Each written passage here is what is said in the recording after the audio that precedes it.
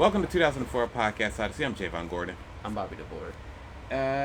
We're doing another commentary on episode 9 and 10 of Moral Orel Season 2. Episode 9 is called... What's it called? Holy Visage. Holy Visage? Yes. Holy Visage. It's Visage. Is it Visage?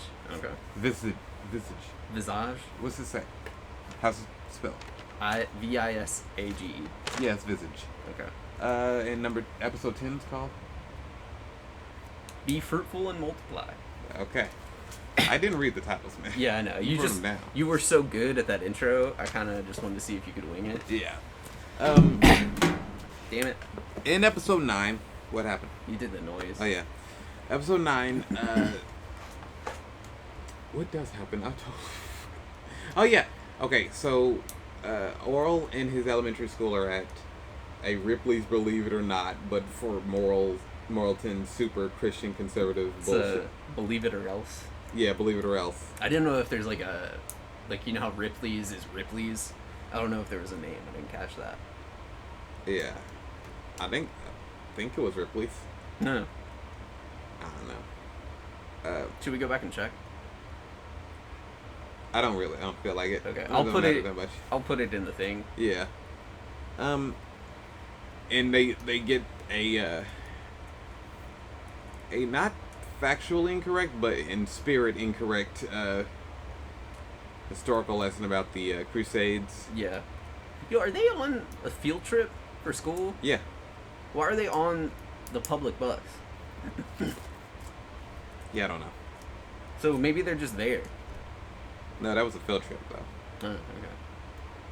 Well, I feel like back in the 50s and shit, they would just like let the kids go home on the bus or some shit. I don't know. Yeah, I don't either. I don't know. Plot hole. Maybe. I don't know. Not It's really. not a plot It's not hole. really a plot hole. No. It's just a device Yeah. to get them to the story to start. And they and Orel buys a Jesus bobblehead figurine from the gift shop. Wiggle neck. That's what they call them, right? Yeah. I don't know. Yo, is a bobblehead like copyrighted? I use it as a generic term for those types of kind things. So it doesn't even matter. It's like Jello. Jello's a copyrighted term. Like frisbee. Is it? Is that? Yeah. Yeah. It's a throwing disc. Yeah. A hovering disc. But yeah, I use it like Jello. For those Yeah, but I types of wonder things. if that's why they had to call it a wiggle neck.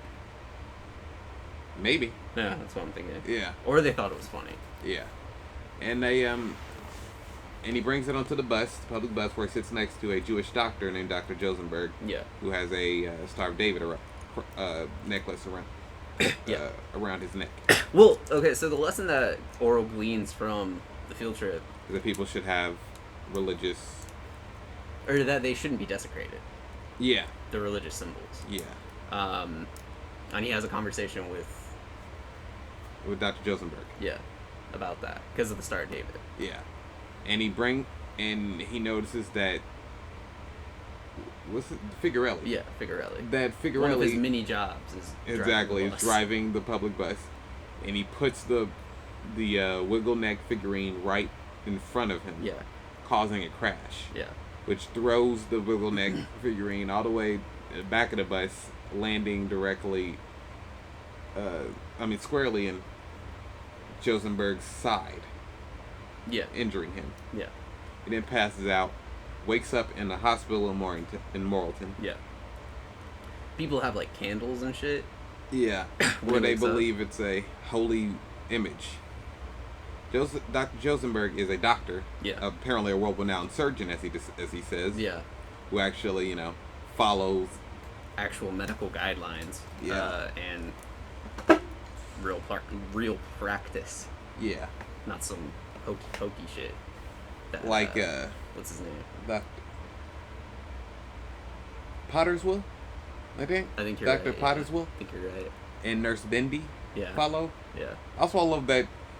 Apparently, there's one nurse. Yeah. One nurse in the entire. And she works at the school. Yeah, she's the school nurse And the nurse at the hospital. Yeah. Hey, it's easier to have one nurse character Exactly. throughout the show. Exactly. Look at how many characters they have, you know? Yeah. Clay's not cheap, man. No. Dude, stop motion is Arduous process. Yeah. Don't And ask me to spell that. spell arduous. Oh, I can spell arduous. It's process without trouble with. Let's spell process. No way you have process with process. I mean, trouble with process. I want to see your progress with process. Go. So, Dr. Josenberg wakes up, and so he has the imprint of the Jesus wiggle neck Yeah. in his abdomen. Yeah. And they think it's a holy symbol. Yeah. Like the toast, or the Cheez-It, Yeah. or the, what else was there? One of those types of religious. The water stain. Or a Nope. what's grilled cheese sandwich, whatever. You don't remember that one? I remember the toast. Yeah, it was a grilled cheese sandwich, I believe. I love a good grilled cheese sandwich. Yeah, they're good. Yeah. Dr. Josenberg. He's trying to. He wants to fix it, but the Dr. Pottersville doesn't like his authority being challenged. Also, he's a religious nut because he lives in Moralton, and everybody there is a religious nut. And they're all like worshiping after it. Yeah, it's supposed to heal them and like do these magical things. Yeah, and there's Bendy's and Moron, because like holy images are sacred. And this is led, of course, by Orel. Yeah. Who's also torn about its morality as well. Yeah. Because do you think Moral? We don't know. What? We don't know how it came to be, but do you think Moral saw it and like put the idea in their head, or do you think they just did it? I think he put the idea in there. Okay. All right. Because Yeah, but it makes sense. Yeah, that's what Orel does. They're dumb enough to believe a 12-year-old. Yeah. And the 12-year-old's dumb enough to think it. So. Yeah. And they tie him down. No, they knock him out. Yeah, with Inject like him with something. Yeah, and they knock him out. And he wakes up the next day, and they've got sick people kissing the wound. Yeah, there's like this gross image of this like sick lady with tuberculosis coughing on him. There's phlegm throwing on it, and the wound is like scabbing still over, open, looking gross and yellow and green and shit. And it was pretty. And he quickly diagnoses every sick person in the room. Yeah, who I'm pretty sure later dies, and it's just kind of, their corpse is just kind of in the hospital room. And he does it like just like fucking points and looks and is like bang bang bang bang with his fucking like Dr. House style. Yeah, like very big, very quick prognosis. The man is a really good doctor. I even stopped in the middle of watching it and was like, looked at Javon and said, he's a good doctor. What if that's all the medical knowledge we need? I learned everything I know about medicine from one episode of Moral Orel. Dude, the thing about that is like people wouldn't know how to deal with that at all. They wouldn't you would be thrown in the bin of loony, because like they wouldn't even know what that is. Moral Orel? Yeah. Except the cool comedy nerd medical students. Yeah, and they're just like But no, for real. They just have fun with you in the loony bin. Yeah, they're like, nah, get the fuck out of here. That's funny. I get the reference, but you're not a doctor. Get the fuck out of here. I feel like in the loony bin though, if they're taking care of you, they just buddy up with you. Yeah, that's an ableist term, by the way, called it the loony bin. Oh, really? Yeah. I'm sorry. That's the Looney Tunes bin. It's the crazy house. The Gotham Asylum. The nut house? Yeah. The Planner's Warehouse Factory. What? Huh? Planner's Nuts? But what's the joke? It's the factory where they produce the warehouses. Yeah. For planners. Yeah. So... But he asked for medicine. They won't give it to him. Yeah. They want to get rid of all the medicine. Yeah. And somehow the cart of medicine gets left in the room, and Josenberg like begs Orel to like bring it close to him. Yeah, and then he'll take care of it. And then he also he thinks that it will help him if he leaves the Wiggle Neck figurine in the room. No, that's later. He wheels the one with. That's when he wheels it over with the Wiggle Neck on it. Yeah. Close to it. Yeah. But Moral goes and he's conflicted, and he talks to Clay about it, and Clay just tells him basically to lie to himself. Yeah. That's how you do things that you're...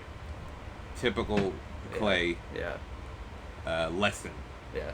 And he leaves the figurine in the room and pulls the cart. Yeah, closer close to him. Yeah. And Josenberg quickly uses makes a concoction to heal the wound with the medicine. And he takes a tongue depressor and a piece of gauze and dips it in the concoction, tries to throw it onto his wound, and he can't. It doesn't work. So he takes his he rips his Star of David necklace off. Yeah. And dips it in there and blows Star of David bubbles. Yeah. Onto his Jesus wound. So his wound was actually saved. Yeah. By the crucifixion of Jesus. By his faith. Yeah. And a symbol of his faith. Yeah. Kind of proving Oral's point in a way. Kinda, yeah. Yeah. Also, in a less fucked up way than Oral's trying to prove it throughout the episode, though. I'd really like to see if a Star of David can blow bubbles like that. Mythbusters, can Moral Orel can a Star of David blow bubbles? I feel like it can blow bubbles. I don't think it'll blow Star of David bubbles by any means. Could you crucifix a guy? Christian Mythbuster. Could you crucifix a guy? We tied Jamie up. Oh god. Also, people survive crucifixions. Yeah. Even back then. It's just a nail in your fucking arm. But for days. Yeah, you could get down. And you could just walk. Yeah, but days, but your feet. Nailing her feet and her arms up. Yeah. For days. They would be up for days, but nobody watched them. Yeah. You could, people survived this shit. It was rough, but you could survive it. Not everybody did, though. Yeah, most people didn't. Yeah. But Jesus could have survived. Could have just taken him 3 days to get back. Jesus was a pussy, and that's why he died. I get it. Yeah, that's the point I'm trying to make. Yeah. So, episode 10. Oh, so in Holy Visage, they don't go to church. No. Alice at the end, Orel kind of implicitly understands that he saved himself. Yeah. And he just kind of winks at him at the end. Orel really didn't save the day either. Yeah. He's kind of... He's responsible for the conflict. And he didn't save it either. Yeah, he just kind of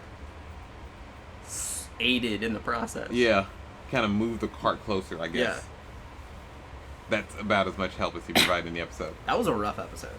Yeah, it's it just shows how much of an asshole town filled with idiots. It's one of those episodes that shows it's also gross. Yeah. It was real gross. So in episode 10, be fruitful and multiply, we see... It's not even about Orel. No, not at all. And Orel actually teaches the lesson to another character in the episode. Yeah. Yeah. Huh. I mean, Orel's the catalyst for the episode, but for the things that take place. What? Didn't she say she was going to church in the first place? Did he have any part in her saying she was going to church? I mean, he always came by and tried to persuade her. Yeah. But this time, she decided to. I don't think that had anything to do with him. Because she already had the photograph. So I think she was already going to the church. Maybe. It's never said. Anyway, the plan was there to do it. What we're talking about is that a girl who... how does it start? Huh? It starts at the store, right? No. Okay. He's at Figarelli's. Yeah, that's the store. It doesn't start at the sex store. That's what I was Oh, yeah. No, I was talking about Figarelli's store. Yeah, he starts at Figarelli's. Reverend Putty comes in, purchases hemorrhoid cream, numb-hole hemorrhoid cream, another product who I can read the psych out on that one. I couldn't. And a heart-shaped wastebasket, bedside wastebasket, for his masturbation tissues, pretty much. Which he's super pumped about because somebody stole his. Yeah, which we learn the significance of somebody stealing his. Yeah, heart-shaped cum dumpster. I'm the man. That sounds like a heart-shaped cum dumpster. That sounds like a Marilyn Manson song, industrial metal Marilyn Manson song. Maybe not even Manson, just an industrial metal band. Yeah. Heart-shaped cum dumpster. Maybe too explicit a name. I'd go to the show. I think the for a song it makes more sense. Yeah. But HSCD, HSCD. Just the initials? Yeah. Yeah. Like MODC? Yeah. You know that? Yeah. What's that? I don't. Millions of dead cops. Yeah. Um. And so after that scene, Oral goes to the sex shop where Stephanie, a girl we haven't seen since season 1. Yeah. Sex shop, piercing shop, lady. Yeah. Well, it's still a sex shop. She just gives nipple piercings. Piercings. She pierced. Didn't she pierce Moral's dick? Yeah, I think. Yeah. Yeah. I still can think it's just a sex shop where she gives piercings. Yeah. Okay. And apparently Oral goes by every week to talk to her as well as tell her to go to church. Yeah, and try to persuade her. Yeah. She gives him so many seconds to like win her over. Yeah. And this time it works. Sorta. Well, actually, she was already going. Yeah, maybe. She already had the photo. She already had the plan to go, but maybe this time she was just like, yeah, I might as well do this now. Or we don't really know. I think. But I mean, the plan is there. I think she was already going. She was just like, yeah, she's just telling Oral, yeah, I'm going this time. Yeah. Just to get him, just to make him happy. Yeah. Okay. All right. Yeah. I see that. She's a real sweet lady. Yeah. The sweetest person in town. Yeah. Like nobody else in this town is actually sweet or decent or normal. Yeah. Well, except some of the kids. Some of the kids. What about Figarelli? Is he cool? Figarellis are weird. I don't think they're as evil as other people in town. Yeah. They're just kind of odd. Okay. A little self-absorbed. Maybe not self-absorbed, but they're like contained in themselves. They got a lot going on. Yeah. Dude's got to work so many jobs. Yeah. So. And Oral. I mean, okay. Oh, so. She goes to church the next day. But so we see Putty in his bed. Yeah. With his masturbatory shit, and he's like. He's already filled up the heart-shaped trash can with jizz. Tissue. Yeah. Which is a feat of itself. In one night. Yeah. I mean, shit, dude. Like, I could understand if you were doing like 3, maybe 4 times a night. Exactly. I'm a dry jacker, but Jesus. Yeah, dude. Jesus, man. So, but we see him and he's like praying and he's like, I would take any type of woman. God, I do so much for you. And then he like stops himself when he says color. He's like, any shape, any size, any color, I mean, any weight. And yeah, you didn't catch that one? No, I didn't notice that one. Yeah. So the next day, she shows up at church. No. Yeah, just kind of setting up the idea that Reverend Putty is a lonely desperately horny person. Yeah. Yeah. And lonely. Yeah. But a lot of horny. Yeah. So then shit gets, he starts hitting on Stephanie. As soon as she shows up. Yeah. Because she's different. Yeah. Or she's not the normal. He's already struck out with everybody that normally shows up to church. Yeah. So this new probably because she has breasts as well. Yeah. Does she? Yeah, she does. Yeah, you're right. Well, like, she has breasts, but she has prominent breasts. Yeah.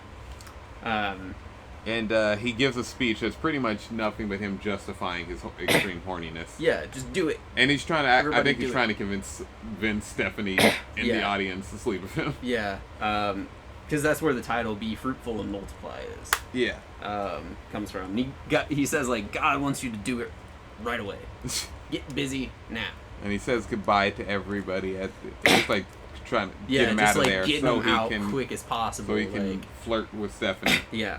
In an overly aggressive fashion. Yeah, and he does. She asks him to lunch. Yeah. And the next day, find out why, and he is like, "Oh yeah, let's go now." I'm going to get laid. And he kind of awkwardly flirts with her. Yeah, and he like, once he realizes like now is too soon, he's like, "Oh, what's now? What's even now? What does now even mean? Let me take it for a test drive." Just awkward flirting. Now, that got me. That was a good little gag. So then they go to lunch the next day. Yeah. I like this gag in between of him going, "It's gonna happen. It's gonna happen. It's gonna happen." Oh yeah. He thought he was gonna get laid. Oh, and what about the when Moral shows up to church? he asked him how the wastebasket is doing. Asked Reverend Putty about the You're wastebasket right, in front of what's This her my face. favorite gag of the episode. In front of Miss Censordoll. Yeah. The most judgy person in town. Yeah, and the. And how's the bedside wastebasket going? Yeah. And she immediately understands what Yeah. that's for. And I'm like, you're the most judgy person in town. How do you know that he's masturbating? Her face immediately is judging him. Yeah, but dude, And heads into church though, and it's like that episode. Yeah, the last episode, she has a weird sexual attachment to eggs. Yeah. Yeah. A symbol of female virility. Yeah, that's the reason. Oh yeah. Because apparently, Spoilers. yeah, spoilers. We already revealed it in an earlier episode. Yeah, but we did, but like not this one, I guess. Yeah. She is like, I'm like, you can't judge him. You masturbate to eggs. Yeah, for real. That you also were part of the reason they're illegal in town. Yeah. They're still illegal. Yeah, yeah. Yeah. That hasn't come back up yet, but No. you said that it does. Um, So then they're at lunch. Stephanie and Reverend Putty. and he flirts with her aggressively, but she reveals that it ain't happening because Stephanie is Reverend Putty's daughter. Yeah. Apparently, a spinster who is now dead Yeah. stole his last heart-shaped bedside wastebasket filled with jizz tissues Yeah. and inseminated herself. Because she was obsessed with pastors. Yeah. She was like real juicy for Jesus lady. Yeah. No interest in sex, just an Yeah. interest in having which you think would probably be the most pure baby possible. Yeah. By if it's a pastor's kid. yeah. So She ended up with probably the most unusual person in town. yeah. Which is a lesbian. She probably owns a sex shop. Yeah, I'm sort of assuming. alty goth lady. Yeah. Do we understand her age? I'm assuming adult age. I'm assuming 20s. Yeah. Is what I'm putting it. That's what would make sense. But like when we see the flashback, Yeah. Putty has the same Same hair. same hair and lack of I don't hair think toupee. I don't think he has grays though. No, he had grays and then the red toupee on top. Did he have grays? I don't think he had grays in the flashback. No, he did. I didn't Pretty see sure he grays. did. We'll find out. We can go back. But And she just kind of needed to reveal yeah, the reasoning. yeah, and that Kind of ends it shittily because he had no interest in. yeah, he's not gonna fuck his daughter. Yeah. He realizes that's not gonna happen. That's fucked up. And he's like, "Oh, I can't fuck you." Then what? Yeah. What's this? You're also weird Yeah. and embarrassing. So And, he's like, do we have to tell anybody about this? he's like, "Yeah, Yeah. like I'm gonna scream this from the." Yeah. Yeah. Because she's not real proud of it either. Yeah. It would ruin her reputation. Well, Or enhance it. she has no reputation. I think she's just like, Nobody. Yeah. Okay. She's such an outsider. and maybe she's just like, yeah, like I want to tell everybody about you being my dad. Yeah. Like, fuck you. It's So- more the mood that I yeah, got from okay, it. Okay. So then we see Moral is waiting for Jesus at church, Yeah. and Just Reverend in the Putty, church. Reverend Putty comes up and is talking to him, and talking about Putty asked Moral why he's happy all the fucking time. He Yeah. starts listing off these F words. Yeah. Um, What you got a good gag of family, friends, and what's the other one? probably faith. Yeah, faith. And it's fine. Is there any other F word to make me happy? And he he's looks like, around. Yeah. He can't think of another one. Yeah. And he was like, "Could you?" Oh no, that Reverend Putty asked if there are other F words that make.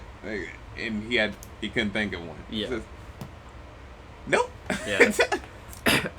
So, and then he goes on the spiel, and he like goes up to the Pulpit. Is that what that's called? Yeah. Oh, okay. And starts giving a speech. About how just like being nice and Yeah. you That's- don't need to fuck to Yeah. be happy. As long as you have one of those other F words. Yeah, which is what Reverend Putty's been obsessing over the entire episode. Yeah. So not be in the moment. Yeah. So then You won't be lonely if you have one of those F you words. embrace one of those F words. Yeah, and since he already has faith, he doesn't have family No. or friendship. Yeah. So, and then we see Putty. But he does have fatherhood. Family and fatherhood. Yeah, okay. Yeah. Oh, yeah, solid. So he goes to the sex shop. Doesn't want people to know he's going to the sex shop. Oh, father. He does say father. Damn. Yeah. Shit. Yeah. And he's talking to her, and he's like, she doesn't know how to address him, and he's like, how about father? Yeah. She's like, that's a little too Catholic. Yeah. And he settles for dad. Yeah. Which is warm and sweet. And that's the sweetest ending the show's had so far. Yeah. Doesn't end on a mean gag.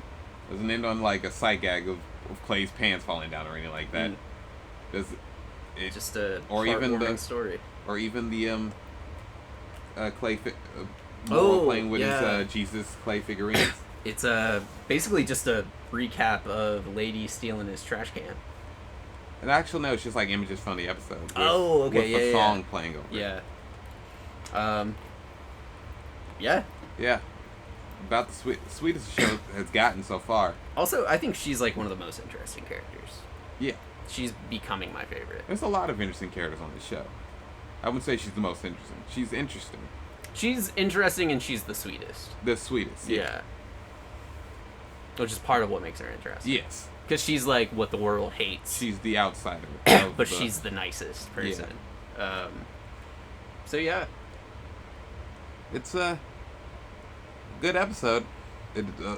A bit of sweetness from somebody other than Orel on the show. Yeah. And that is Be Fruitful and Multiply. Yeah. Which just the story will be continued. Stephanie's story, her relationship with Reverend Putty will be continued. But yeah, that was the first episode that introduced that their father and daughter. Yeah. Yeah. So an episode that I was especially mean in the shit that happened in it. Oh, and the sweetest episode. Yeah. In the series. Yeah. Just letting a man kind of die. Yeah. Because he has a religious image on his side. Yeah. A visage. A religious visage. Of course. Yeah. That's what that means? Yeah. Duh. It means face. Yeah. So, yeah, this has been episode 9 and 10 of Moral Orel. In our continuing series of Moral Orel commentaries from 2004 Podcast Odyssey. I'm Javon Gordon. I'm Bobby DeVore. Let us know what you think. And we are going to continue this. Yeah. I can't wait for season 3. Yeah. We're probably going to get more characters other than Orel backstories in season 2, which will of course continue and get darker in season 3. And we may mess with the formatting, but let us know what you think. Yeah. All right. Bye-bye.